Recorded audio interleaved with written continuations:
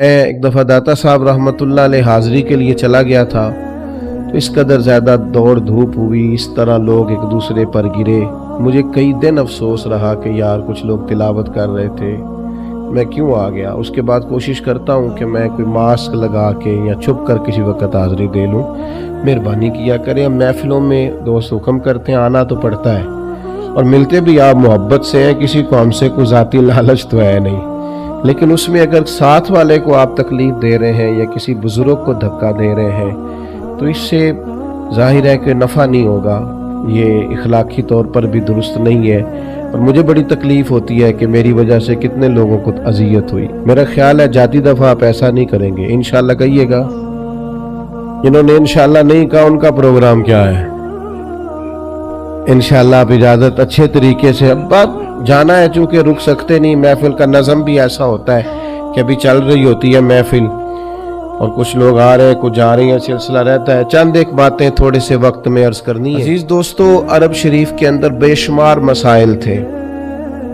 بت پرستی، عقیدے کا بگاڑ سب سے بڑا مسئلہ تھا. اس کے بعد پھر عورتوں پر ظلم ہے، غلاموں کو بیچا جاتا ہے، لوگ ایک دوسرے کے حقوق غصب کرتے ہیں. ڈھیروں مسائل تھے اور صدیاں بیت گئیں. حضرت عیسیٰ علیہ السلام کے بعد آسمان سے کوئی وحی نہیں آئی، زمین و آسمان کا رابطہ نہیں ہوا. بے شمار مسائل تھے جن پر فوری اصلاح کی ضرورت تھی. لیکن جو پہلی وحی آئی ہے نا غار حرا میں، جو صدیوں بعد زمین کا آسمان کا آپس میں پہلا رابطہ ہوا ہے، وہ نہ تو بظاہر عقیدہ توحید پر ہے، نہ عورتوں کے حقوق کی بات کرتی ہے، نہ غلاموں کی بات کرتی ہے. جو پہلی وحی نازل ہوئی ہے وہ وحی یہ کہتی ہے کہ اقرأ بسم ربک الذی خلق، پڑھو اپنے رب کے نام سے جس نے پیدا کیا ہے. جو پہلی وحی نازل ہوتی ہے وہ یہ کہتی ہے کہ اپنے رب کے نام سے پڑھو. معنی کیا ہے کہ پڑھو گے نا اللہ کے نام سے، کتاب و سنت کو پڑھو گے تو عقیدہ توحید بھی ٹھیک ہو جائے گا، عورتوں کے حقوق کی بھی سمجھ آ جائے گی. یہ جو سٹیج پہ دوست بیٹھے ہیں انہیں موبائل نہیں چلانا چاہیے، ان کے لیے تو بالکل درست نہیں ہے. اللہ سلامت رکھے آپ حضرات کو. توجہ تقسیم ہوتی ہے نا، سامنے والے تو آپ کو دیکھتے ہیں، توجہ تقسیم ہوتی ہے. آپ مہربانی فرمائے صرف سنیں. نیچے چلے بیٹھے ہیں، ان کا معاملہ اور ہے. بھائیوں، پہلی وحی جو نازل ہوتی ہے وہ علم کی بات کرتی ہے. تعلیم اتنی بڑی روشنی ہے جس کی وجہ سے سارے اندھیرے ہی ختم ہو جاتے ہیں. بعض اوقات نا اندھیرے زیادہ ہوتے ہیں اور اس اندھیرے کی وجہ سے موذی بھی زیادہ جمع ہو جاتے ہیں. کسی کمرے میں اندھیرا ہو تو سانپ بھی آ گیا، بچھو بھی آ گئے، چھپکلیاں بھی آ گئیں. اب اگر آپ اندھیرے میں ان سب کو مارنا چاہیں گے تو نہیں مار سکیں گے، ہاتھ نہیں آئیں گے، تکلیف ہوگی. ان سارے موذی جانوروں سے بچنے کا بہترین حال یہ ہے کہ کمرے میں اجالا کر دیں. آپ کے لائٹ جلاتے تو ویسے ہی بھاگ جائیں گے، مارنے ہی نہیں پڑیں گے. تو یاد رکھیے کہ اندھیرا کفر کا ہو، شرک کا ہو، ظلم کا ہو، جبر کا ہو، اس کا علاج کیا ہے کہ علم کا چراغ روشن کر دو. علم کی روشنی. آپ کو پتہ ہے جو جاہل پیر ہوتا ہے نا، وہ اپنے آستانے پہ مدرسہ نہیں بناتا. کیوں؟ کہ جو پرانے وڈیرے ہوتے تھے نا، اللہ ماشاءاللہ سارے نہیں، لیکن جو پرانے وڈیرے ہوتے تھے وہ اپنے گاؤں میں اسکول نہیں بننے دیتے تھے. جو جاہل تھے وہ کیوں نہیں بننے دیتے تھے؟ وہ کہتے تھے اگر غریبوں کے بچے پڑھ گئے تو ہماری بھینسوں کو چارہ کون ڈالے گا. پڑھنے نہیں دیتے تھے. جاہل پیر اپنے آستانے پر مدرسہ نہیں بننے دیتا. اس کو پتا ہوتا ہے اگر یہ بچے پڑھ گئے تو مجھے پیر کون مانے گا، میرا تو سودا ہی جہالت کی وجہ سے بکتا ہے. تو اگر یہ پڑھ گئے تو پھر مجھے تھوڑی مانیں گے، ان کو سمجھ آ جائے گی کتاب و سنت کیا کہتی. علم کی روشنی، کتاب و سنت کا علم، یہ آپ کو باطنی طور پر توانا کرتا ہے. یہ دور آیا ہے لوگ موٹیویٹ ہونا چاہتے ہیں. اس کے لیے موٹیویشنل اسپیکرز کے پاس جاتے ہیں کہ مجھے قائل کر دیا جائے۔ میاں بیوی کے باہمی معاملات ایک بہت بڑا اور اہم ایشو ہوتا ہے۔ آپ کو پتہ ہے کسی گھر کے اندر گھر بھی کشادہ ہو اور اولاد بھی ہو، ساری نعمتیں موجود ہوں، لیکن میاں بیوی کا پیار نہ ہو، اس گھر میں رہا نہیں جا سکتا۔ ساری آسانیوں کے باوجود اس گھر میں اذیت ہوتی۔ اب اس پر کتابیں لکھی جاتی ہیں، اب تو باقاعدہ سیشن ہونے لگے ہیں، لوگ موٹیویٹ ہوتے ہیں کہ حقوق کا پتہ چلے، ایک دوسرے کے ساتھ گزارا کیسے کرنا ہے۔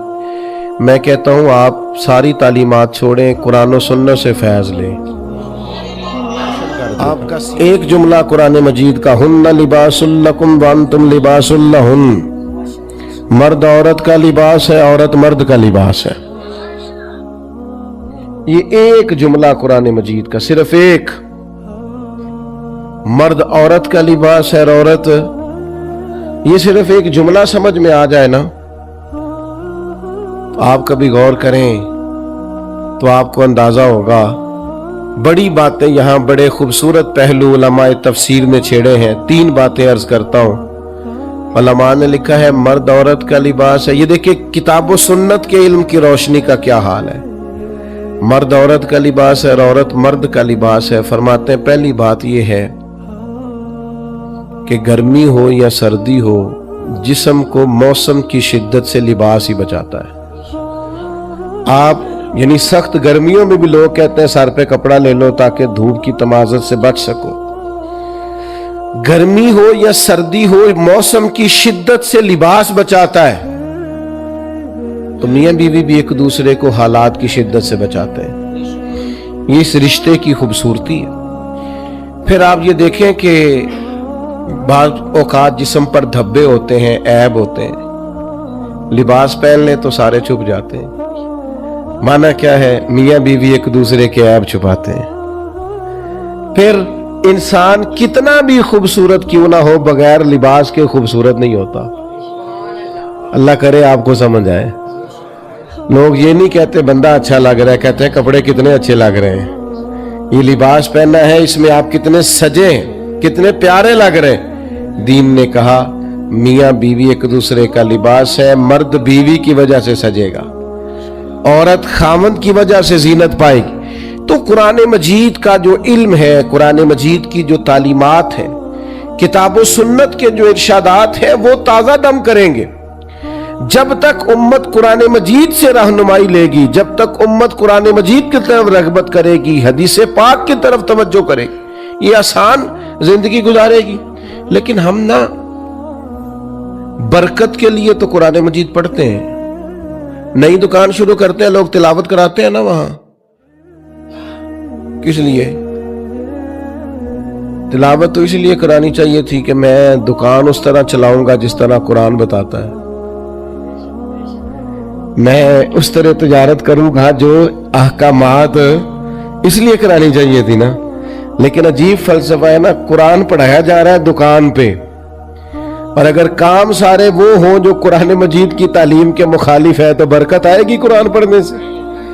آپ تجارت اس طرح کریں جو تعلیم قرآن ارشاد فرماتا ہے۔ آپ صرف برکت دیکھیں جی میں نے نیا مکان بنایا ہے تو قرآن پڑھا لو، کس لیے؟ آپ یہ بتائیں کہ آپ نے مکان اسی طرح بنایا نا حلال پیسوں کا جو قرآن بتاتا ہے؟ آپ اس میں زندگی اسی طرح گزاریں گے جو قرآن تعلیم دیتا ہے۔ تعلیم قرآن کے مطابق قرآن کہتا ہے یا ایھا الذین آمنوا قوا انفسکم واہلیکم نارا، اے ایمان والوں خود بھی جہنم سے بچو اور اپنے گھر والوں کو بھی جہنم سے بچاؤ۔ یہ قرآن کا بتاتا ہے کہ کوئی ایسا کام نہ کرنا جو دوزخ میں لے جائے۔ تم نے خود بھی بچنا۔ حضرت عمر رضی اللہ تعالیٰ عنہ نے یہ آیت نازل ہوئی تو نبی کریم علیہ السلام سے پوچھا یا رسول اللہ اس کا معنی کیا ہے؟ خود بھی دوزخ سے بچو اور اپنے گھر والوں کو بھی بچاؤ، اس کا کیا معنی ہے؟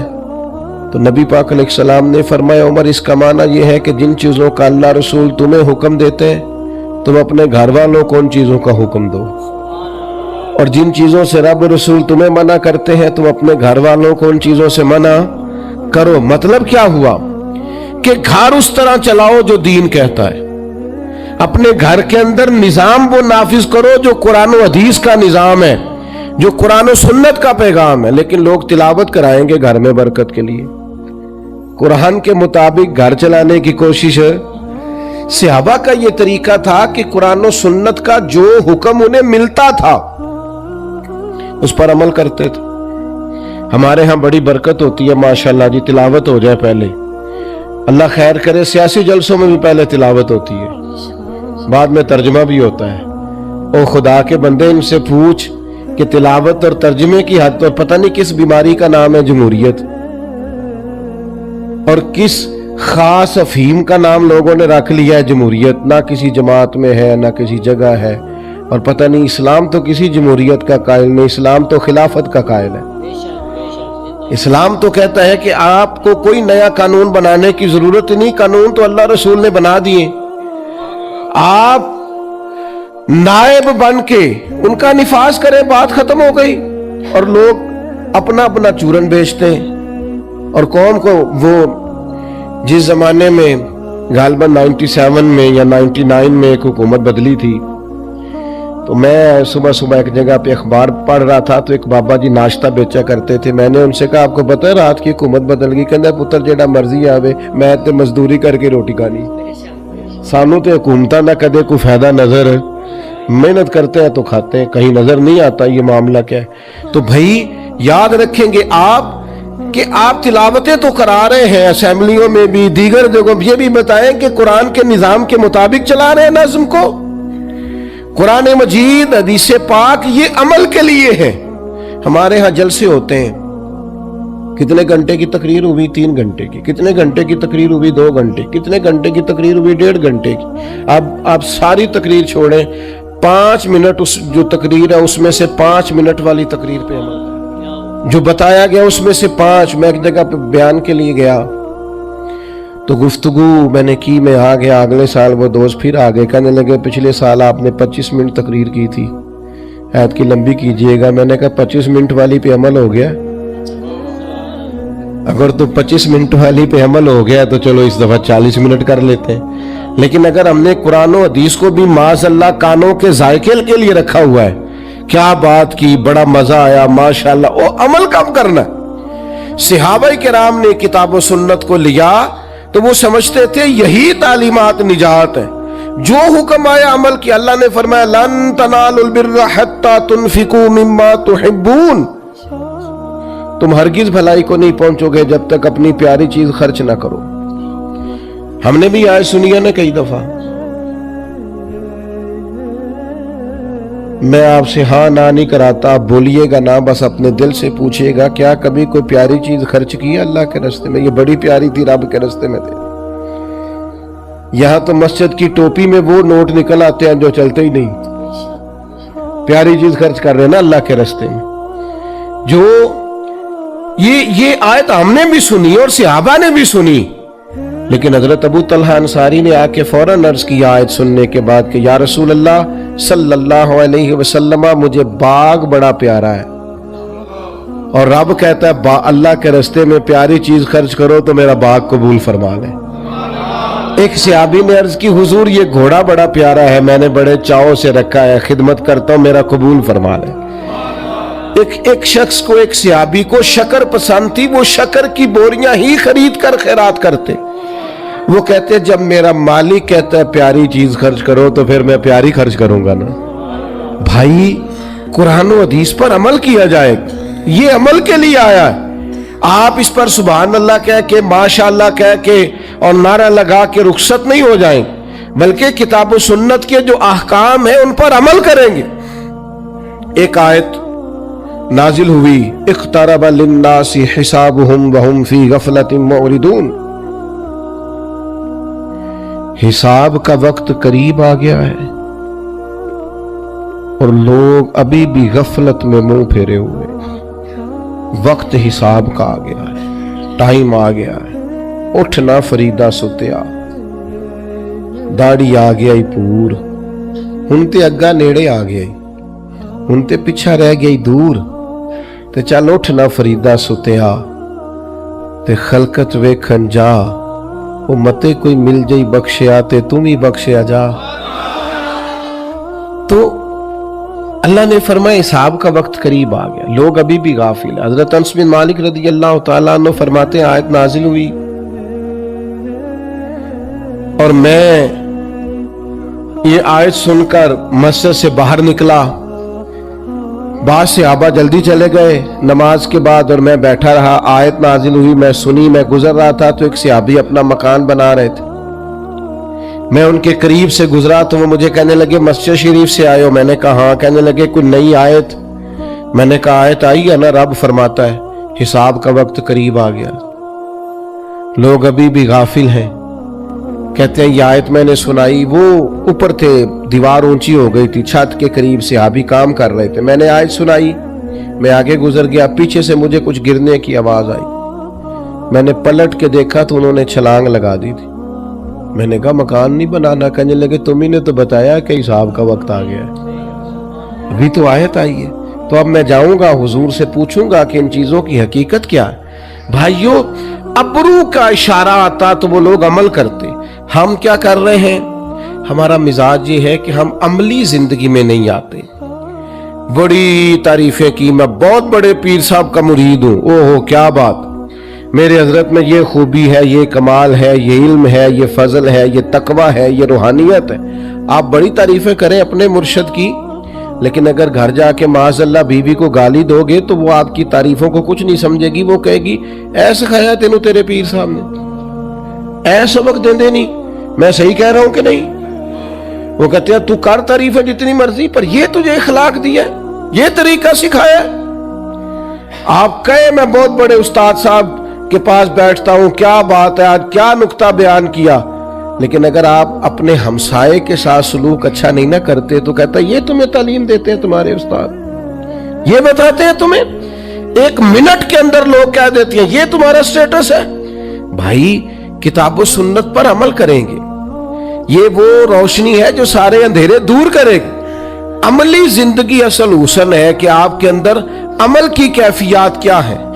आप कुरान और सुन्नत से जुड़े, उन इखलाकी रवैयों को अपनाए जो इखलाकी रवैये हमें हमारे नबी करीम ने अता फरमाए हैं। लेकिन मैं बड़ी अदब से आप हजरात की खिदमत में अर्ज करूंगा, हमने कोई साहब कहते हैं मुझे 40 साल हो गए मौलवी सुनते हुए, क्यों कहते हैं 30 साल हो गए, तो भाई आप में तब्दीली क्या आई, क्या आपने सीखा? क्या मैं एक जगह पे बयान के लिए मुझे बुला लिया गया, हाजिर हो गया, तो मुझे कहने लगे कि शायद 21वीं के 22वीं या शायद 25वीं की 26वीं हमारी महफिल है और बड़े बड़े उन्होंने नामवर उलमा ये आए वो आए, मेजबान, हमने उसको बुलाया, फिर अगले साल इसको बुलाया। वो बताते हैं ना हमारे बच्चे कायल करने के लिए बाज़ औक़ात, तो मुझे भी उन्होंने कहा, तो मैंने मेजबान से जो जरा ज्यादा ही बातें कर रहे थे, मैंने उनसे कहा कि कान में, मैंने कहा आप नमाज पढ़ते हैं?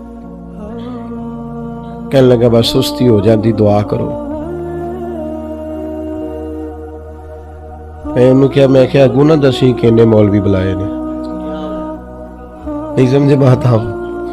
मैं क्या नहीं बदनाम ना करी, उन्हें कहना एडे 25-26 मौलवी भी तेनू नमाजी नहीं बना सके, तो ये बदनाम ना करना। आज के बाद कोई जरूरत नहीं है बताने की कि मैं फलां को भी बुलाया, फलां को, इसका माना ही कोई नहीं। ये क्या है महफिल? महफिल को आपने क्या समझ लिया? ये इतनी बड़ी नेमत थी, इतना बरकत वाला काम था महफिल, इसमें तो दिल बदल जाते हैं, पर आपने क्या माहौल समझा है महफिल का? इसको भी एक दुनियादारी बना लिया, क्या समझा आपने इसको? तो भाई अमली जिंदगी, किरदार वाली जिंदगी, आपका इखलाक संवर जाए। एक महफिल से बंदा उठ के जाए तो एक बुरी आदत तो छोड़े ना, एक अच्छी आदत तो अपनाए ना, उसके अंदर से एक शर जाए, कम से कम एक महफिल के बाद एक खैर तो आए ना। लेकिन वो बस ठीक है, जिस तरह सारी महफिलें होती हैं इसमें भी चले गए। अगर महफिल दुनियावी थी तो चलो वहां और रंग में चले गए, अगर किसी ने दीनी महफिल में बुला लिया तो किसी से टोपी उधार ले ली, वहां जाके भी हम कुर्सी सदारत पे बरा जमान हो गए, लेकिन समझने का, बदलने का, तब्दील होने का कोई प्रोग्राम नहीं होता। तो खुदारा इसको भी आप वो लहजा ना इसका भी अपनाएं किताब और सुन्नत अमल के लिए, और ये आपके दिल से टकराता है तो ये तब्दीली लाता है।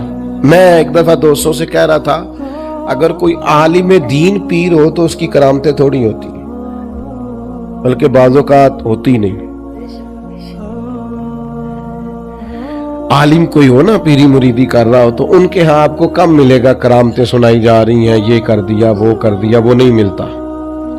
اور جاہل آدمی ہو نا کوئی پیر اللہ، تو کرامتیں زیادہ ہوتی ہیں۔ کیوں؟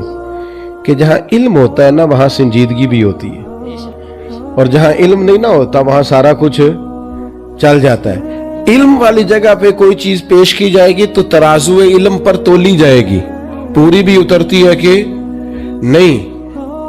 تو اگر وہاں علم نہیں ہوگا تو پھر ترازو بھی، وہ بعض اوقات مربتاً بھی کچھ لوگوں کی باتیں سننی پڑتی ہیں۔ ایک دوست میرے پاس آیا کرتے تھے، کسی پیر صاحب کے مرید تھے، تو تقریباً روزانہ ہی ان کے پاس 2-3 نئی کرامتیں ہوتی تھی۔ حالانکہ جڑے محرم راز حقیقت دے ہوتے راز حقیقت کھول دے ہی نہیں۔ جڑے محرم راز حقیقت دے حقیقت کھول دے نہیں ہے، جنہ ویکھیا نہیں وہ کرن گلاں، جنہ ویکھ لیا وہ تے بول دے ہی نہیں، وہ تو بات ہی نہیں کرتے بھائی، وہ کہاں وہ بات کریں گے۔ تو وہ اکثر 3-4 کرامتیں روز سنا دیتے۔ کچھ وقت اب کچھ چیزوں پہ میں تنبیہ بھی کرتا کہ یہ اس طرح نہیں ہے، لیکن بہرحال بعض اوقات مروتاً بھی کچھ چیزیں سننی پڑتی ہیں، پیار سے سمجھاتے بھی لیکن وہ سن لیتے۔ کچھ عرصے کے بعد ایک دن مجھ سے وہ مسئلہ پوچھنے آئے، کہنے لگے کہ وہ اس طرح بھائی نے طلاق دے دی ہے تو اس میں کوئی مسئلہ بتائیں۔ تو میں انہوں کیا پیرانوں پوچھ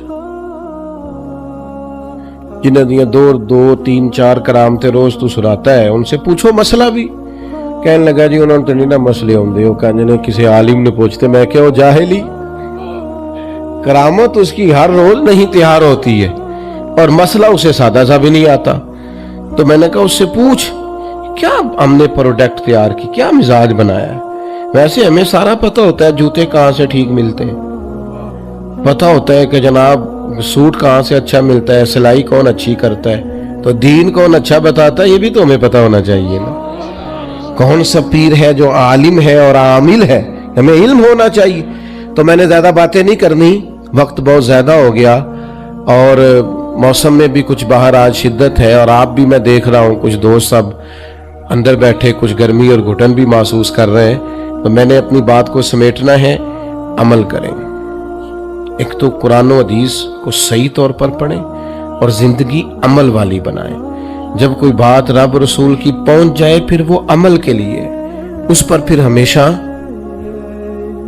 بڑا مشکل کام ہوتا ہے اپنے ملازم کو بھی اسی طرح کا جوڑا پہنانا جس طرح کا بندہ خود پہنتا ہے۔ لوگ جب پرانے کپڑے اتار کے کسی کو دیتے ہیں تو کہتے ہیں اجے نویں ہی نے، حالانکہ جو نویں ہی ہوندے تو دینے کوئی نہیں ساسو، ایسے ہی بول رہا ہے جان بوجھ کے۔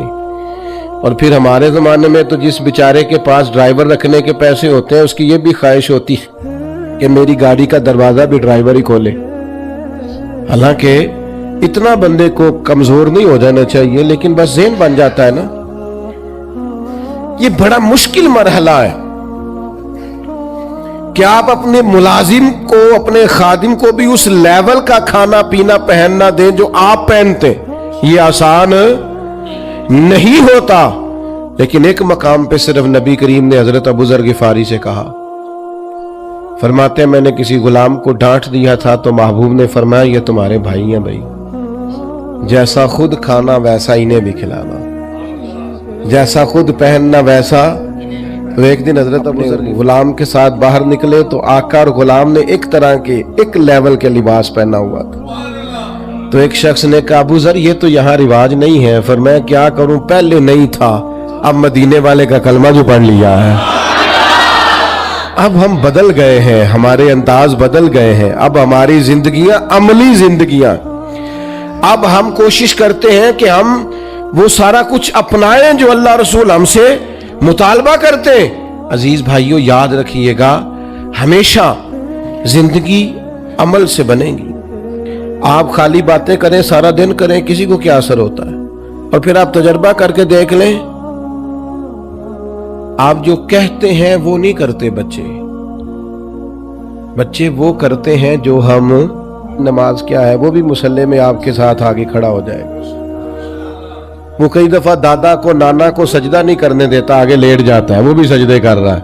उसे पता नहीं किस सिमत सजदा करना है, लेकिन जो आप करते हैं बच्चे भी वो करते हैं। अमली जिंदगी में आपने चलो कभी कहा होगा घर में कोई मजबूरी होगी, किसी मजबूरी के तहत आपने कहा होगा बच्चे से कि बाहर जाके कह दे मैं घर नहीं। एक दफा आपने झूठ बुलवाया बच्चे से, फिर आप सारी जिंदगी तरसेंगे अपने बच्चे से, कहेंगे पुत्र मेरे साथ तो सच बोला कर, लेकिन वो दोबारा सच क्यों कि आपने उसे आदत डाली है झूठ की। मेरे भाई किताब व सुन्नत को पढ़ें और अमल के लिए, अमली जिंदगी में नाफिज करने के लिए। बस बात समेटता हूं, हजरत मौला अली शेर खुदा रदी अल्लाह ताला अन्हु बाजार चले गए, अपने गुलाम को साथ ले गए, 2 जोड़े खरीदे पहनने के लिए, एक जरा महंगा था एक सस्ता था। गुलाम कहता मैं समझ गया महंगा आका का है और सस्ता गुलाम का, ऐसे ही होता है ना जी। फरमाते हैं थैले में कपड़े डाल लिए, शॉपिंग करने किसके साथ गए? गुलाम के साथ। मौला अली किसके साथ? एक मशवरा दूं आपको, गुलाम के साथ ना जाएं, अब्बा जी के साथ जाएं। दोस्तों को फोन करते हो ना, आज रोटी ना खाई इकट्ठे खावांगे, कदी कदी अब्बा जी ਨੂੰ फोन करो, अब्बा जी आज मेरा दिल बड़ा करदा है, ਤੁਸੀਂ खाना नहीं खाना जिनी देर मैं ना आवा।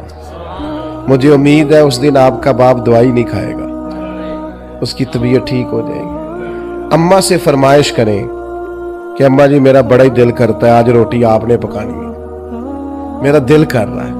आप यकीन करें अम्मा बड़ी बूढ़ी और बीमार भी होगी तो ताकत आ जाएगी। मेरे बेटे ने कहा लेकिन हमने सारा वक्त ही यारों के लिए रख लिया है। माँ बाप को खर्चा ना दो, टाइम दो, छोटे छोटे मशवरे अब्बा जी से किया करो, छोटी छोटी बातें अम्मा से पूछा करो। अम्मा जी से कभी कहें, अब्बा जी से कहें कि आप मेरे साथ चले ना बाजार में कपड़े पसंद करने, तो उनको ताजगी मिलेगी, सुकून आएगा। हजरत मौला अली गुलाम के साथ गए, एक महंगा एक सस्ता 2 जोड़े खरीद लिए, वापिस आए। रास्ते में वो खास मकाम आ गया जिस मकाम पे हजरत मौला अली ने अपने काशाना नूर पे जाना था, गुलाम ने अपनी ख्वाबगाह में अपने घर जाना था। हजरत अली फरमाने लगे भाई वो मेरे वाला सूट देना। उसने वो महंगा निकाल के दिया तो हजरत अली फरमाने लगे ये नहीं मेरा, मेरा तो वो दूसरा है। तो गुलाम कहने लगा हुजूर आप महंगा पहने ना, आप आका है मैं गुलाम हूं, आप पहने ना महंगा। तो हजरत अली आलिम है ना, फरमाने लगे अगर किसी दलील से ही तकसीम करना है ना तो दलील मैं दे देता हूं। कहा जनाब कौन सी? फरमाया अगर दलील से ही बांटना है तो तू महंगा पहन ले, तू जवान है, और मैं सस्ता पहन लेता हूं, मैं बूढ़ा हूं। चलो दलील से ही तकसीम करना है तो यूं कर ले। किरदार वाली जिंदगी, बातें थोड़ी भी हो जाएं, तकरीरें थोड़ी भी हो जाएं, गुफ्तो शनीद थोड़ी भी हो जाए, पर दोस्तों अमल। और मैं नौजवानों से बिलखुसूस कहूंगा अगर आज आपने सच बोलना शुरू ना किया तो फिर आखिरी उम्र तक सच की आदत नहीं होगी। आज खुददार बने, इज्जत नफ्स का मिजाज बनाए, जो आपका है सिर्फ उसे ही ले, कनात पसंद बने। आज बनेंगे तो बेहतरी आ जाएगी, लेकिन अगर आज आप पाबंद नहीं है सच्चाई के, दयानतदारी के, नमाज के, तो फिर बाद में ये ज़रूरियात कभी भी आपको हासिल। अपनी ज़िंदगी को एक खूबसूरत रोल मॉडल बनाएं, अच्छा नमूना बनाएं। आप एक ज़बरदस्त शहरी बने, गुफ्तगू में नहीं, महंगा मोबाइल रखने में नहीं, आला कपड़े पहनने में नहीं, बनने संवरने में नहीं, किरदार में, इखलाक में, अतवार में अपने आप को बेहतर करें। मैं ज़्यादा बात भी कर सकता था लेकिन मैं कैफियत समझ रहा हूँ माहौल की कि यहीं पर मुझे अपनी गुफ्तगू को समेटना चाहिए। अल्लाह के हुजूर दुआ है अल्लाह हमारी हाज़री को कबूल उठे नहीं जी।